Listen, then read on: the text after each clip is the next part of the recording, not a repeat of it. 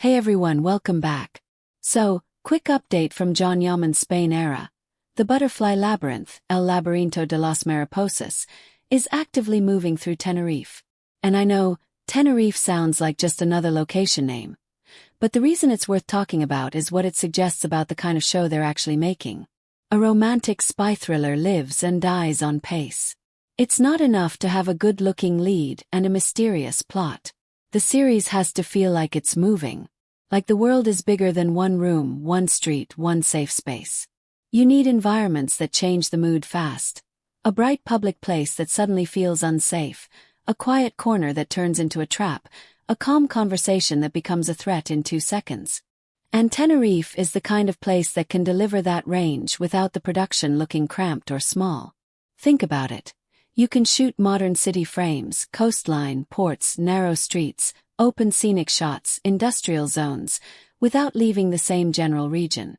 That matters because it keeps continuity tight while still making the show feel like it's traveling. And thrillers need that feeling. It keeps the viewer slightly unsettled, slightly curious, slightly on edge. Now let's talk about how this connects to the story setup. What we've been hearing about the Butterfly Labyrinth is that it isn't a light romance. It's closer to a romantic thriller with spy energy. Betrayal, pressure, danger, and a lead who can't stay still because the moment he stops moving, everything collapses. So if the series is built around a secret agent who gets betrayed and suddenly becomes one of the most wanted people in Spain, the locations become part of the character's psychology. Because the moment your life breaks, the world starts feeling different. A normal street doesn't feel normal anymore. A friendly face doesn't feel friendly. A bright sunny day doesn't feel safe. A thriller needs environments that can mirror that emotional shift. One episode might look open and sunlit. The next might feel tight and shadowy. One scene might be a calm conversation in a cafe that feels innocent. And then you notice something small and suddenly you realize you've been followed. That's the style of storytelling Tenerife is good for. Because visually it can switch moods quickly. And for a romantic thriller, that's even more important, because the love story isn't cute. It's complicated. It's risky. It happens under pressure. In this type of series, romance doesn't feel like a separate storyline. It's often the thing that makes the lead vulnerable. Or it becomes the one human connection that stops him from turning cold. Love becomes both a weakness and a lifeline. That's why this genre can hook people beyond the fandom, because it's not just who is he dating, it's who can he trust when everything is falling apart. Now let's zoom out a little, because Spain is a different lane for Jaan Yaman. In Italy, Jaan built credibility, visibility, and consistency. Spain gives him something else. A new audience with different expectations and a different media environment. And a romantic spy thriller is a smart bridge into that space. Why? Because spy thrillers travel well. They're bingeable. They're easy to market. You don't need the viewer to understand every cultural reference to feel tension. Chase is a chase. A betrayal is a betrayal. A secret meeting feels suspicious in any language. That's why streaming platforms love this genre. It's export-friendly. And this also gives Jaan a different kind of performance territory. Thrillers reward control. They reward restraint. They reward the ability to act under pressure without turning every moment into a speech. You need small choices. A look, a pause, a shift in breathing, a decision made in seconds. You need physical acting, not just dialogue. So if Jaan nails this, it changes the way casual viewers talk about him. Not as a celebrity, not as a pretty face, but as someone who can carry tension, pace, and action-like energy across episodes. Now, I want to imagine what the production might be aiming for, purely from a storytelling logic, because it helps you understand why Tenerife works so well. A spy thriller usually lives on 4 types of scenes. First, movement scenes. Not just action but movement as storytelling. The lead is constantly switching positions. Street, car, building, coastline, port, alley. The viewer learns the world through motion. Second, pressure scenes. Short conversations with massive stakes. Someone says something small and it changes everything. These scenes work best when the environment feels real, because real environments add tension automatically. A port at night feels different than a living room. Third, reveal scenes.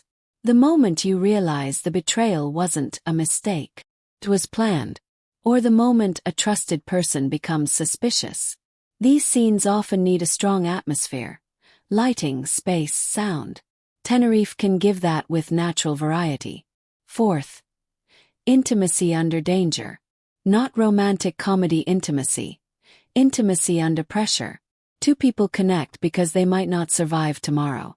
Or they connect, and that connection becomes dangerous because it creates a weak spot.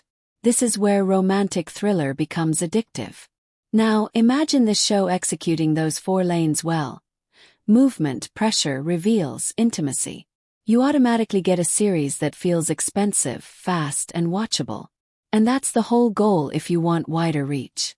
Tenerife helps because it can look like multiple worlds, without the show feeling scattered.